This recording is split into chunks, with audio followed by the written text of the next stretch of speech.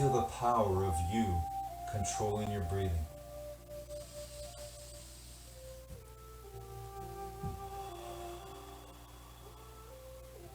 In through your nose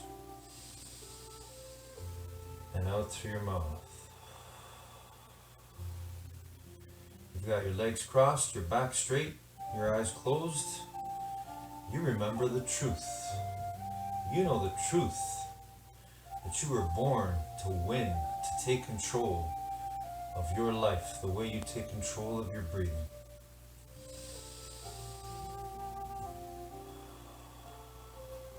One breath at a time, one thought at a time. So let's do that right now. Let's see ourselves doing the best we can as we begin our day today in the best way possible. Winning the morning, winning our mind, and growing our minds and our bodies. And whatever we do. So right now, let's see ourselves doing the best walk we've ever done when that music shuts off. Right here, right where we are, right where we sit.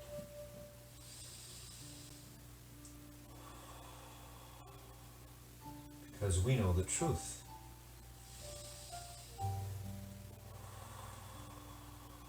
After all, we're made of truth. We're made of the same stuff the universe is made of. That's what makes you infinitely intelligent.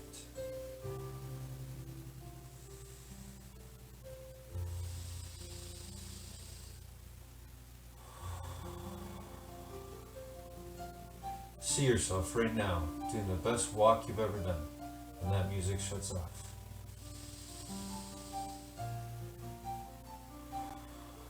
When that music goes off, you're going to win. You're going to make it real. You're going to make your dream, your vision real.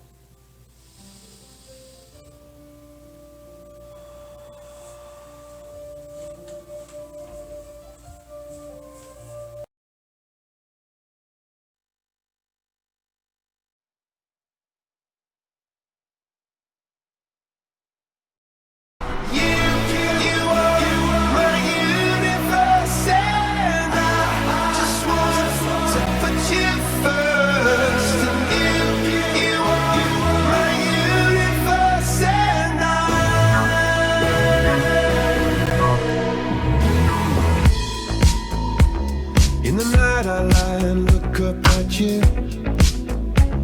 When the morning comes I watch you rise. There's a paradise they couldn't capture.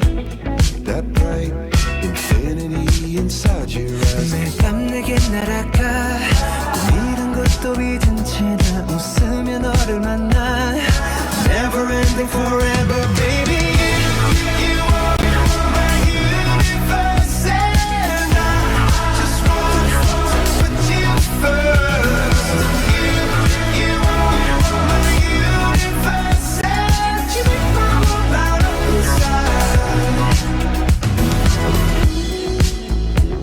어둠이 내겐 더 변했었지. 길어진 그림자 속에서 And the fact that we can't be together Because we come from different sides. You are my universe and I just want to put you first. You are my universe and you make my whole light up inside. My universe, my universe, my universe.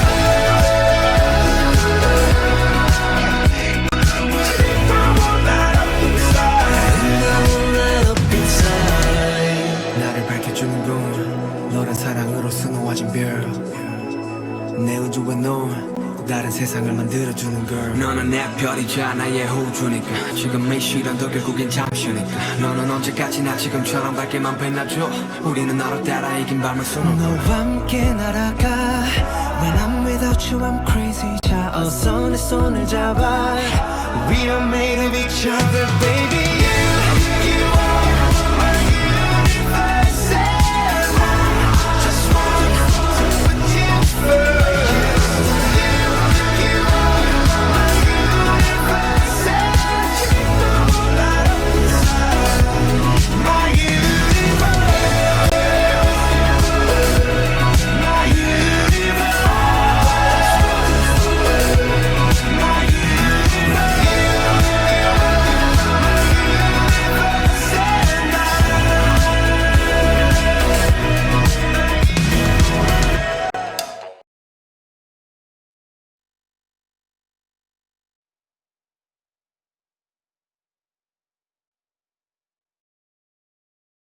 Y el toque para Lío está el Barça.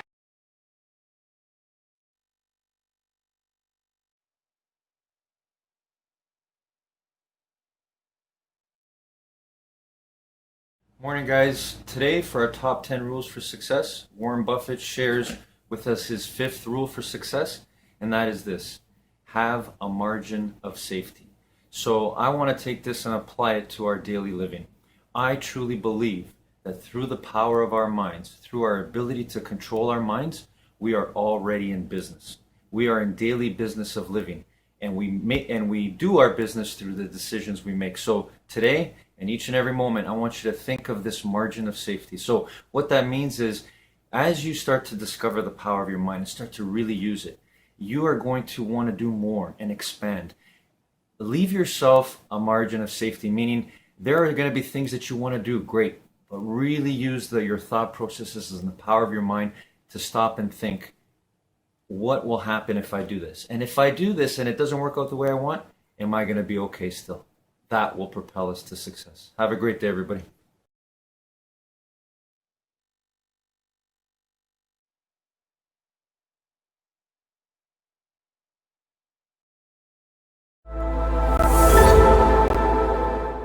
I was really thinking about this topic of reinvention, reinventing your life, reinventing yourself, reinventing your career, reinventing your relationships, reinventing your state of mind, state of well-being.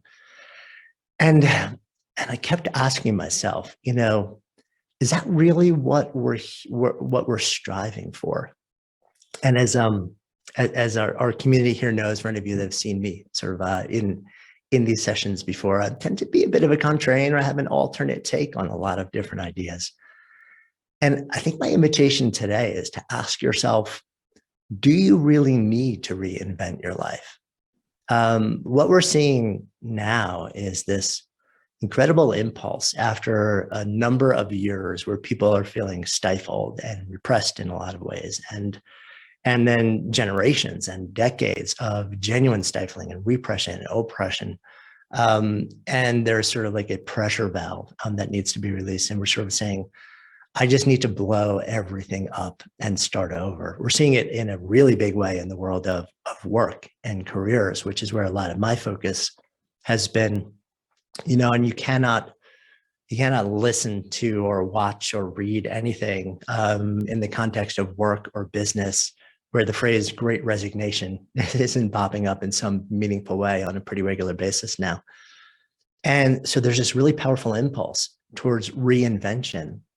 But part of my question is that actually the right move for us? And if it is the right move, is it the right first move? Or is it actually much better positioned as the final move in a chain of things that we might explore before we get to the point of sort of like the big reinvention, the big blowing it up, the big disruption? Because that process of reinvention involves a lot of disruption, and it will also very necessarily involve a certain amount of pain, a certain amount of grief, a certain amount of massive recreation, a certain amount of creative destruction in the name of creative construction.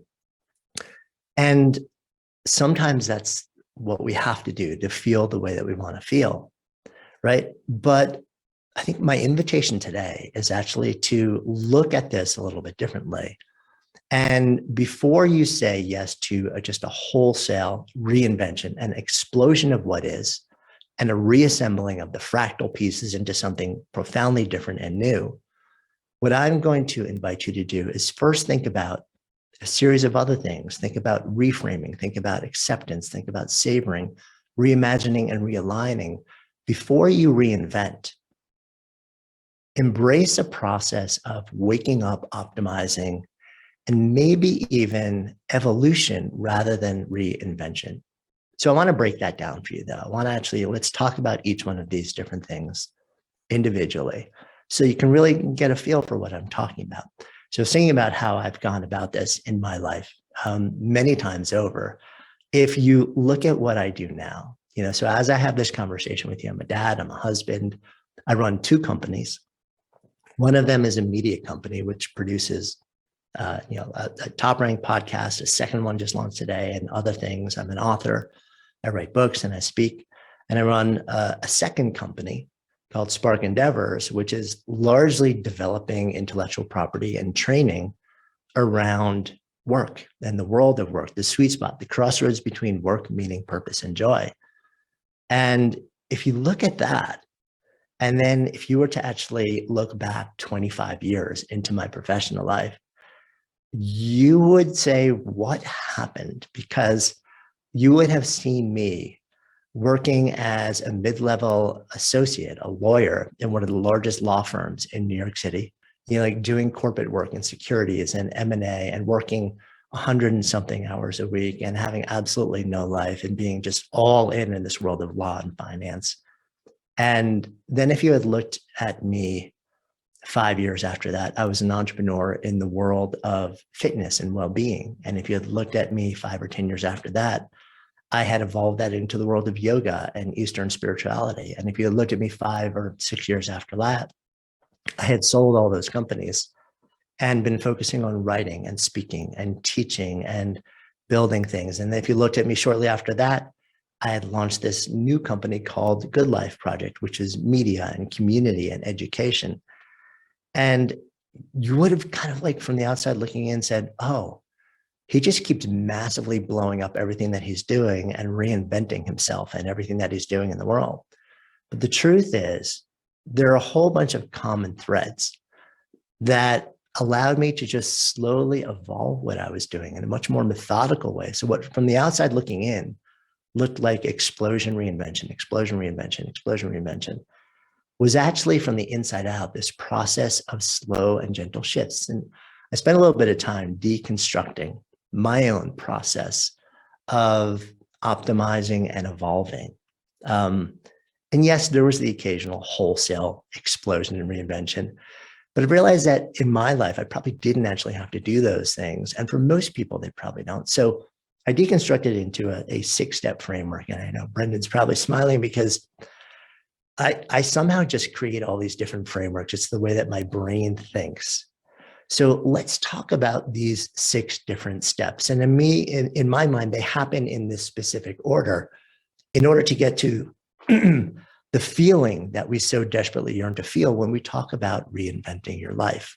And maybe without having to experience the pain and the disruption of doing something that is just a big blow up nuclear option move. So step 1 is all about awareness. And if you've heard me sharing ideas in our Growth Day community here, you know that I am a huge advocate for self-awareness, for cultivating self-awareness. The reason for this is that in all of my research in 2 decades now, 2 decades plus into what it actually means, what it takes to live a good life, one of the words that keeps being centered over and over and over and over and over is a good life is an intentional life. But you cannot be intentional unless and until you are aware, right? Repeat that. A good life is an intentional life, but you cannot be intentional unless and until you are aware.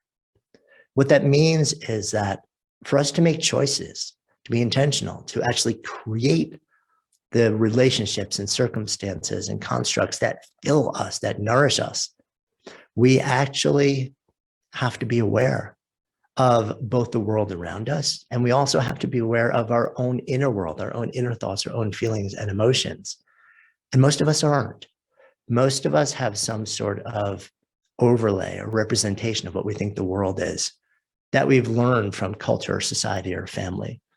And most of us are actually relatively disconnected from our inner world, from our inner thoughts and our inner feelings. And one of the things that is so, so important before we go through any process of evolution or reinvention is that we've got to become more aware of what is truly happening in the world around us. How objective can we get about the circumstances around us? How objective and clear and accurate can we get about the ecosystem inside of us, about our physical well-being, about our emotional and psychological well-being, about our cognitive and creative state of being?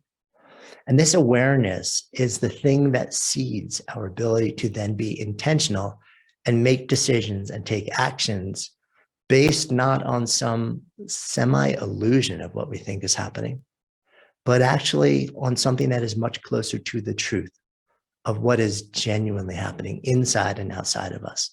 And the more that we can make decisions and take actions based on clear sight rather than diluted sight, the more likely we are to actually have those decisions and actions lead to the outcomes that profoundly change the way that we move through the world and the way that the world responds to us. So how do we actually cultivate that level of awareness, of self-awareness? There are so many different ways to do it. And you've heard me, our longtime community members have heard me talk about many of them.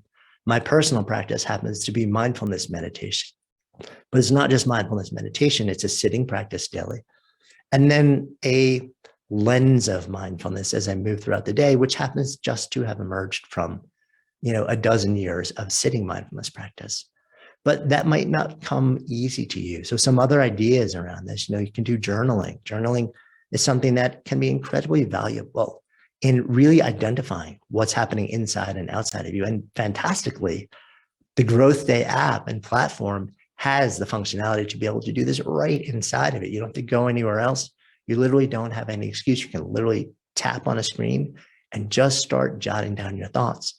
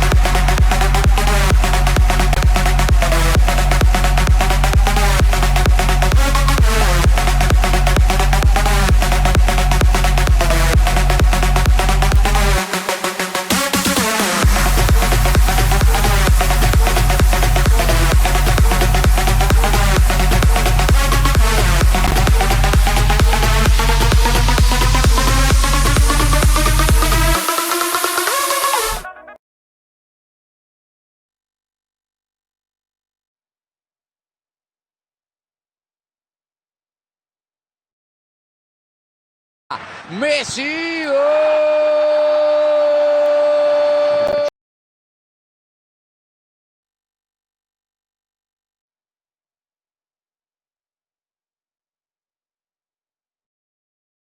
Morning, guys. Yesterday we looked at the power of our minds. For us to get from the power of our mind to the wealth of our mind, we got to cross a bridge. And that bridge is the health of our mind. And for me, one of the most amazing things I've realized through some struggles, through some challenges, through some stresses and anxieties in life is that without the health of our mind, we'll never have a chance to even get to the wealth of our mind, which is the true freedom, happiness, and peace that we all are designed to have. So one of the things that has helped me, and I sincerely hope it helps you, and this is the essence of my mission in life, is that in order for us to have health of our minds and overcome anything that we're challenged with, we have to feed it with as much positive thought energy as possible. That goes with everything we think, say, and do. Have a great day, everybody.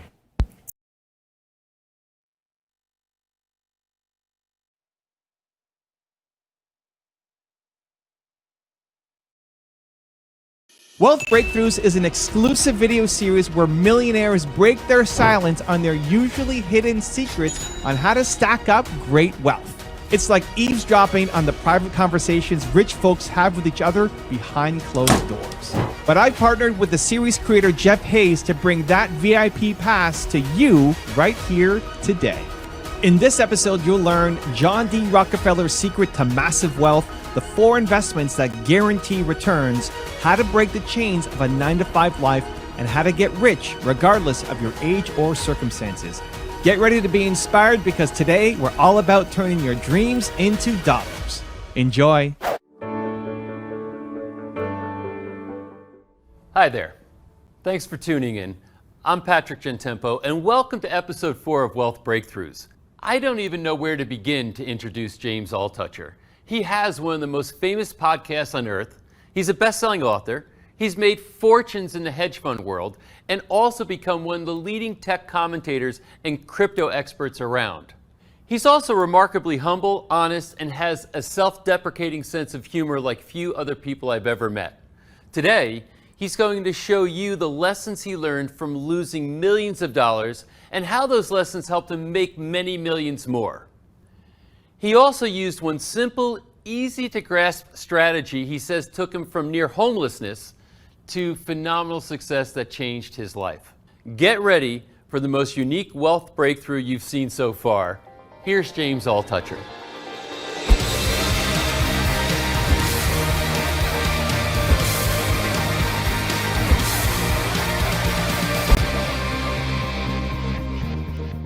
James, thanks so much for doing this. I'm really excited to have this conversation. You know, thanks for having me on this show. I'm really pleased and honored that you thought of me for this. Well, what's interesting is trying to consider, okay, where are we going to go here? There's a lot of places we could go with you that you could speak to. But let's just first start with your background. What led you to doing what you're doing today? You know, I'm doing a lot of things today. So I'm a big believer that, you know, everyone always tells you, be focused, stay in your lane. I think that's horrible advice, and I think that works in the self-help world, but does it work in the real world, where I think there's a big difference? I think it's important to explore and experiment, not only ways to approach a career, but ways to approach a life. So what am I doing today? I love to write. I've been writing every day for 30 years. I do a podcast. I have been an entrepreneur. I've been an investor. I've been an advisor and board member of many companies ranging from $0 in revenues to $1 billion in revenues. The $1 billion in revenues went to zero. The zero went to $1 billion. So it's funny how that works out. But I kind of came through this in a very different way than usual. I wasn't very interested in being an entrepreneur. Entrepreneurship is brutal and hard and often painful, at least for me. I wasn't a natural. I was natural at being creative and helping other people. I wasn't natural at managing people or figuring out the accounting or profit margins or things like that. I had no business background. I was a computer scientist And then I got kicked out of graduate school because I wanted to write a novel. So every day I was writing fiction, and finally they wrote me a letter, and they said, when you're mature enough, we really like you, but we can't let you sit here on a fellowship. Please leave tomorrow. And when you're mature enough, you can come back. That was in 1991. They do occasionally ask me if I want to come back. It's about almost 28 years later, and I haven't come back yet. What were you in grad school for? Computer science. Computer science. Yeah, I was very interested in artificial intelligence, computer science. One of my projects I was working on, I went to graduate school where the computer that eventually became Deep Blue was the computer that beat the world chess champion, Garry Kasparov, many years later, 7 years later. And I was working on that. IBM actually had offered me a job to continue with the team to work on it. So IBM essentially bought the team, of which I was partially on, and asked us all to go to IBM. I said no. I was one person who said no, but I enjoyed working on it. But then I switched interests. Again, I believe in exploring what, you have this inner compass, and at different points, the compass changes direction, and you should follow it. Like, I wasn't going to spend the next 5 years in graduate school if what I was really interested in was doing something completely useless that would never make me a dime of money. And that's all I did for years and years afterwards. So finally, I got a job at HBO. You don't mind me going into all this background, do you? No, but I'm a little curious and confused. Computer science, novelist. Normally those are two very different dispositions or different types of minds and people. So how is it that these two things were coexisting in your life? Did you feel sort of schizoid, or were you just losing interest in computer science? I wouldn't say I was losing interest in computer science, but I would say often you have to kind of look around at your life and look at the people who are succeeding in what you want to do. And you have to say to yourself, do I want to be like them when I grow up? And I still do this. I'm 51. I still look around and say, do I want to be like this person when I grow up? And I looked at my professors. I wasn't that excited by the work they were doing. I still loved computers and so on. But then I just loved reading and writing. The thing they teach you in first grade, I really wanted to do it for a living. And I would just not go to school anymore. I stopped going to classes, and I would read for 3 or 4 hours every morning, and then I'd probably write for a good 6 to 8 hours in the afternoon and evening. Wow. I did an experiment for a while just because I wanted to kind of balance social life, but also have good quality, very quiet writing time. Mm-hmm. And I still wanted to sleep 8 hours a day. So here's what I did. I slept from 4 to 8 in the afternoon and 4 to 8 in the morning. So from 8 in the evening till midnight, I would go to dinner and hang out with my friends. And then from midnight to 4 in the morning, I would be able to write. Then 4 to 8 in the morning, I would sleep. And then I would read until, whenever. And then I'd sleep again, and the cycle would all start. Did it work? Yeah, it was great. And then I was always experimenting with sleeping. Another time I decided I'm going to have a 25-hour day. So I'll miss a day every 25 days, but I'll have an extra hour every day to work. So I would just basically stay awake. I'd sleep 8 hours a day, but stay awake another hour. So eventually I'm sleeping from, first I'm sleeping from, 10 p.m. to 6 a.m. But then gradually, a few weeks later, I'm sleeping from noon to 8 p.m. And I just push it back an hour each day. So that was another experiment. How'd that one work out? Not as well. Not as well. I would get tired. But I did that for many years, and I kind of went through that phase where I thought I was great when actually I was awful. But fortunately, I was hiding in plain sight. I was just writing and not really showing it to anybody. And I wrote, during that period, I wrote 4 novels and dozens of short stories, all of them awful, like the worst things possible. But during that time, of course, I got thrown out of graduate school. I had failed all my classes. I got thrown out of graduate school. Still good enough that IBM offered me a job despite being thrown out to work on this amazing project, which became the first chess computer to beat the world chess champion. It kind of was the dream of AI since the 1950s. Are you a chess player? I'm a chess master, yes. Yeah, wow. And I say that not in a bragging way. There's people much stronger than me, including Garry Kasparov, the world chess champion, who lives around the corner from me now. But 20 years ago, I had helped build the computer that beat him. But instead of taking this amazing job that would have been also a lifelong dream, I decided, I'm going to get thrown out of graduate school and write horrible novels instead. And they said I could come back whenever I wanted, but I never did. In fact, the dean that threw me out of graduate school is now one of my closest friends. He's my only friend left from graduate school, the actual guy who threw me out. But a few years later, I decided, you know what? I can't do this forever. I applied for a job at HBO, and I had no experience in the entertainment industry. I had only worked as a computer programmer to make money. So I had after going to undergrad for computer science and grad school for computer science, I had the lowliest job. I was a junior analyst programmer was my title at HBO. And just to mention, I do really believe in this idea of follow your compass. Mm-hmm. So at the same time, I had two job offers. One was at JP Morgan, and the salary was $80,000 a year. The other was at HBO in New York. Both were in New York City. HBO for $40,000 a year. I took the HBO job. Why? I hate banks. I love television. I'm not going to take. Simple. Yeah, it's that simple. I never even thought twice about it. I never even considered. But here's what happened. I'm at HBO for a few days. I basically crash everything I touch. And finally, my boss walks into my cubicle, so all the other 8 attached cubicles, they're all listening. Mm-hmm. And he says, "You're not doing well here. It's not working out for you, but we don't want you to fail." So of course, I'm horrified. I'm the new guy. Everybody's listening in the cubicles around me. It's so embarrassing. He had no clue how embarrassing it was. And he said, "We're going to have to send you to remedial programming classes."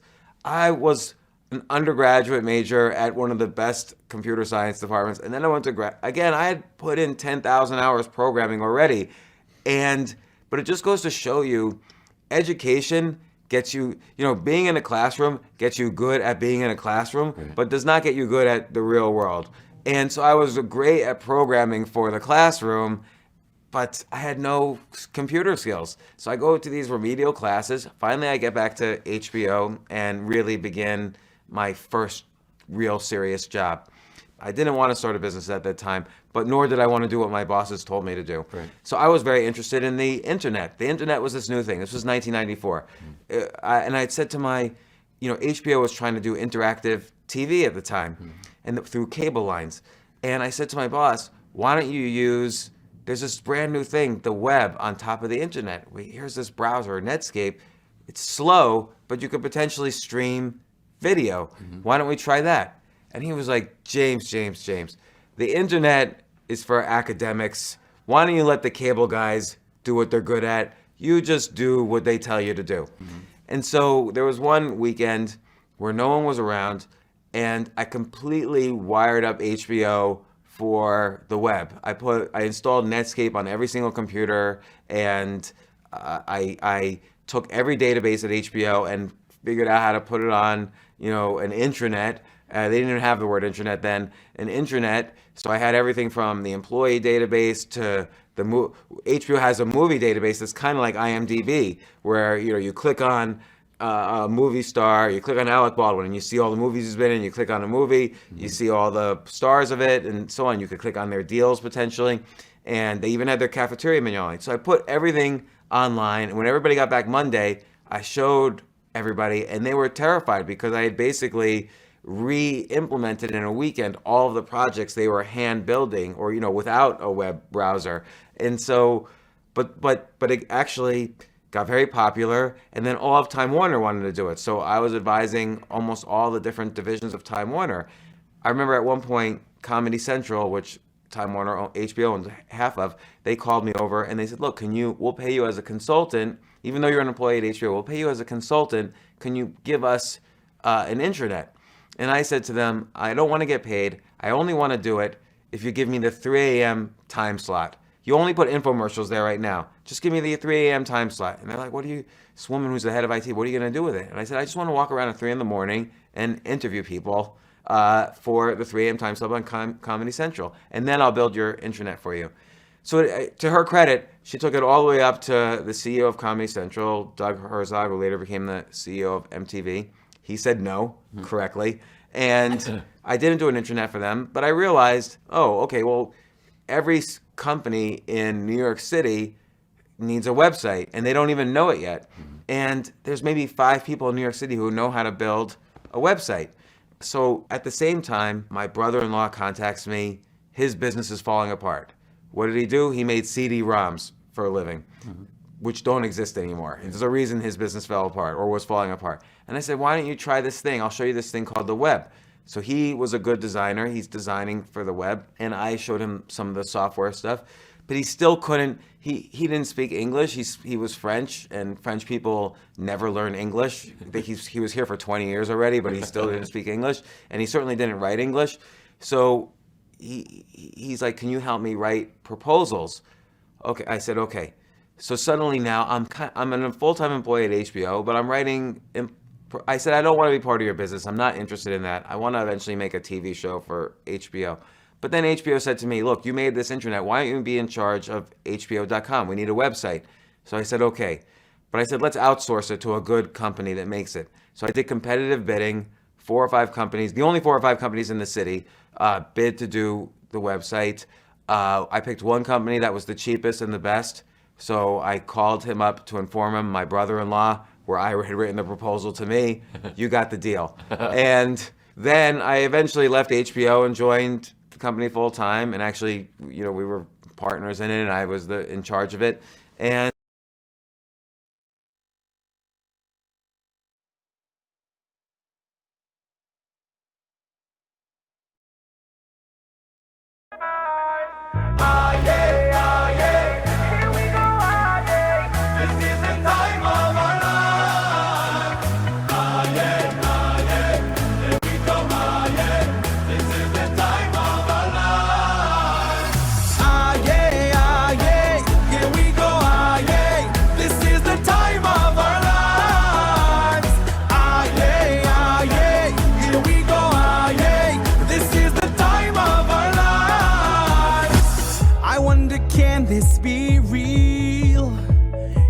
I'm living a dream, but it's how everyone feels.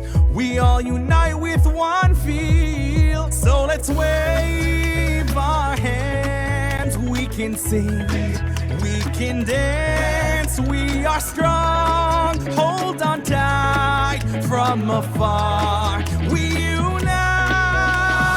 Ah yeah, ah yeah, here we go, ah yeah. This is the time of our lives. Ah yeah, ah yeah, here we go, ah yeah. This is the time of our. This is the time of our. Ah yeah, ah yeah, here we go, ah yeah. This is the time of our lives.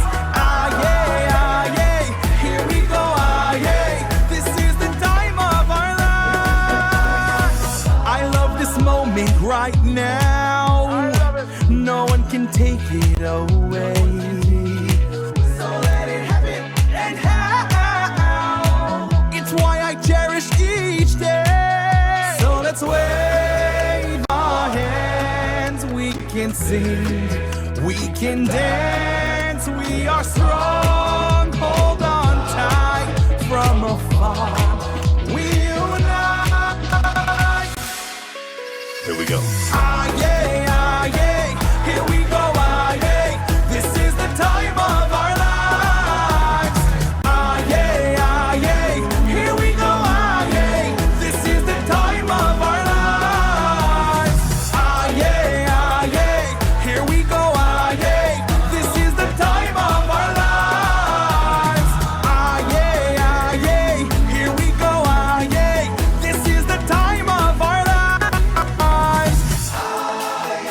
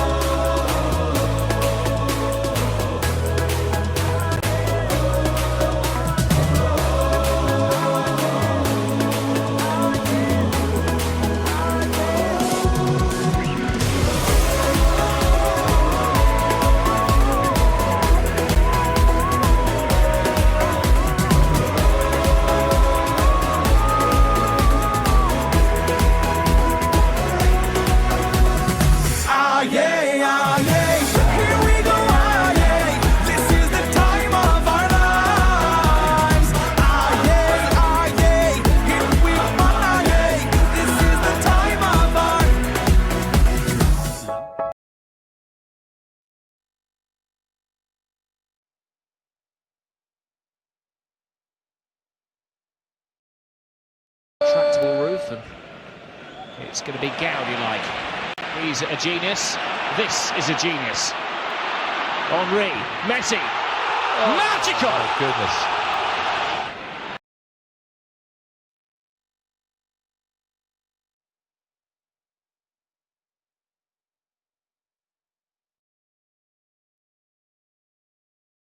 Good morning, guys. Today, Warren Buffett shares with us an amazing piece of advice. It's helped me so much. I hope it helps you. And that is his rule number 7, which is schedule for your personality. That it requires you to know what your personality is. And we all should know that, but some of us may not tend to fully acknowledge it and actually work with it. So for me, for example, I know that I love to read. I love physical activity. I love moving around. I love helping others, but I also love working on my mind and making sure that I'm set up for as much success with other people as possible by kind of fitting in with my personality. And it feels great. So I schedule my day as much as possible around my personality. So think about your personality. If you're the kind of person that is more outgoing, more seeking social interaction, and you feel that helps you, then you go with that. If you're more shy, introverted like me, you work with activities that will help you there. Have a great day, everybody.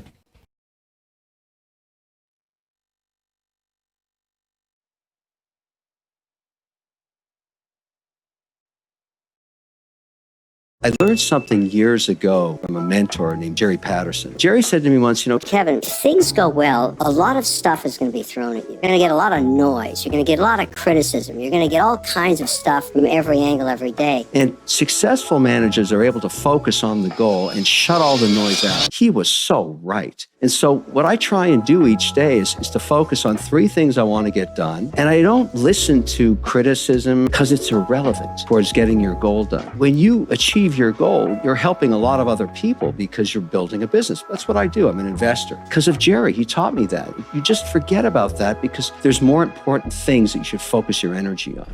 Need motivation? Watch the top 10 on Believe Nation. Hey, it's Evan Carmichael, and I make these videos because I need them for me, because I want to wake up every day and watch a video that puts me in a mindset to believe in myself more and go off and accomplish amazing things and attack the day. And I hope that this video does that for you as well. So today, let's learn from one of the best, Kevin O'Leary, and my take on his top 10 rules of success. Enjoy. Rule number 2 is generate cash flow. So the cash flow, is that just another winning indicator for you? Because I hear you talk a lot about cash flow, and I know it's really important to me. So why? And why is it important for the audience to measure it? Let me be clear about cash flow. It's the only thing I care about, okay? Because there is no business without cash flow. You might be able to last for a couple of years borrowing money, getting more investors, but if you don't have cash flow, you're going to zero. It's that simple. And I think you have to face that reality as an entrepreneur. Cash flow is the blood of business. If you don't have any blood, you're dead. So you might as well look at it that way, respect it for what it is, realize that's the only way. And people say, oh, that's not true. What about this? What about that? And I say, whatever you're talking about is irrelevant if you don't have cash flow. Rule number 3 is know when to pivot. Is it very important for businesses and business owners to change their mind and go towards more profitable things when those productive elements are available, like you described? It's a requirement for success. I mean, that's how I size up my CEOs now and their management teams. What's your ability to pivot? Wow. Because think of the challenge that the American economy had in the second quarter of 2020 when all distribution channels shut down with no vaccine, yet people sitting in their condos needed food, needed goods, needed services. And all of these companies, even at a time when Amazon, the biggest direct, online distribution channel, shut down for essential goods only. Yeah. So if you had anything else like hairspray or detergent or baby diapers or, grocery shopping technology or whatever it was, and you were a grandmother that never used your cell phone, well, if you didn't learn how to use your cell phone, you starved to death. So, wow. And they did. So all of a sudden, a whole generation, a third more of the population became digitally savvy. And they've retained that knowledge. So in my building in Miami Beach, which is right on the beach, we have a lot of retirees that never used cell phones. Today we had to do a huge build out. The number of packages has increased 2,000%. We have 4 loads a day of at least 200 packages. So we have an onslaught of a direct-to-consumer business, and I'm just one building. Yeah. The building beside us, same thing. And so the entire economy of South Beach has changed. And so it's just an on-demand situation, and that's because the people that live there learned how to go digital. Rule number 4 is diversify. What happens when you have $5 million? You have set yourself free for the rest of your life. You have to understand that when you put that money into a watch, it has no yield other than capital appreciation. So if you have to decide what your lifestyle is going to be and what you need on an after-tax basis, and buy dividend-paying stocks and bonds to provide for that. But you can also buy long-term assets, and I recommend watches as be one of those, just like gold. Some people like Bitcoin. I mean, there's all kinds of alternative asset classes. And when you think about the context of a portfolio, and I say the same thing, my mother taught me this. If I look at my stock portfolio, which is a huge part of my net worth, no more than 5% in any one stock, no more than 20% in any one sector. So I don't own more than 20% tech stocks. In my real estate portfolio, real estate's unique in the sense that some people let it become up to 1/3 of their net worth, but that's also a heavy maintenance cost for all those buildings and condos you own. So you have to have balance and you need diversity, no different in the watch collection side of your business. Also, to make sure you're actually taking action after watching this video, I've designed a special free worksheet just for this video. The worksheet will highlight all of the lessons learned in this video, as well as pull out our 3 favorite learnings and quotes that will inspire you to actually do something. The worksheet will also give you space to write down what your key takeaways are and your specific plan of action to make sure you're getting results. If you want the worksheet designed specifically for this video, absolutely for free, there's a link in the description below. Go click on it and start building the momentum in your life and your business. I'll see you there. Rule number 5 is start investing. A lot of people say that making your first 100,000 is the hardest. What would you say to people who want to go out and make their first 100,000? What's the best path to do that right now? Saving 15% of your paycheck each week. That's the key. That is really the key. My mother did it back in the 50s. And when she died, she kept that account secret from both of her husbands. She was married twice. And I got called by the executor and said, "You got to come down here. I'm the older brother." And I said, "What for? We're a middle-class family." He said, No. Your mother has created an immense amount of wealth here. You got to come down and see what she did. So she bought 50% telco bonds. Back then they were yielding between 6 and 7%. And 50% was in S&P stocks that paid dividends. And she kept that portfolio for 32 years. Wow. So it just grew geometrically over time. It was really remarkable. And I learned that way. And that's sort of the way I invest. She never made sure that she had no more than 5% in any one stock and no more than 20% in any one sector, like energy or technology, whatever. So she had a lot of diversification. So if you really want to make $100,000 and do it, relatively quickly, you basically save 15% of your paycheck and put it into an index in the market. Sometimes it goes up, sometimes it goes down, but over time, you generally make 6 to 8%. That compounds. Within 7 years, you'll get to your $100,000. Rule number 6 is pursue personal freedom. Talk about money being important and talking about as though it's important. The way I look at it is the reason that people pursue entrepreneurship is not about the greed of money. It's about the pursuit of personal freedom. Everybody in this room wants to be successful, and in entrepreneurship, the way to define success is you make money. And then eventually there comes a time in your life when you wake up and you say, "I'm rich. I never saw it coming. Yeah. And I could do whatever I want." And most of the time what people do is work even harder because they like what they do. That's what entrepreneurship's about. It's setting yourself free to spend your time, your day in the things that you want to do. And the great part about it is nobody can tell you what that is. It's only you. That's the whole deal right there. Rule number 7 is avoid borrowing money. Do not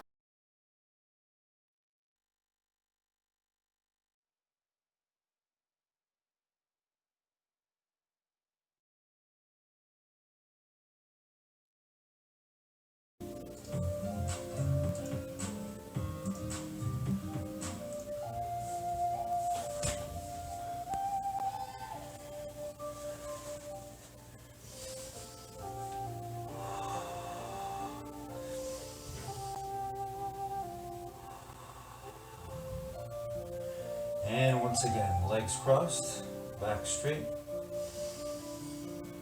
eyes closed, focused on our breathing. Back to our breathing.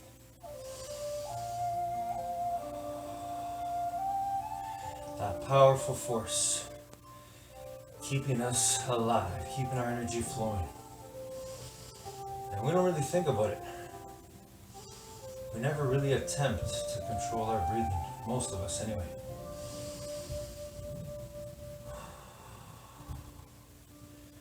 But we were born to do that too. To remember that in any moment, we can take charge of it, the way we take charge of our breathing. Same way we take charge of our mind, our thoughts. So reflect back on today. How did you do? Are you satisfied with your work ethic? Are you satisfied with your determination? Did you use it in its fullness, its beauty?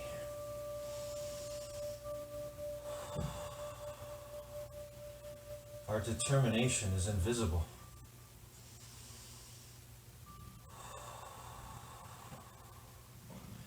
We cannot put our finger on it. We cannot see it, but it is there. We have the power to determine what we will think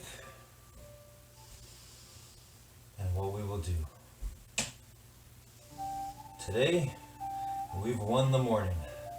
We've won our minds, and therefore we can win our day and our life.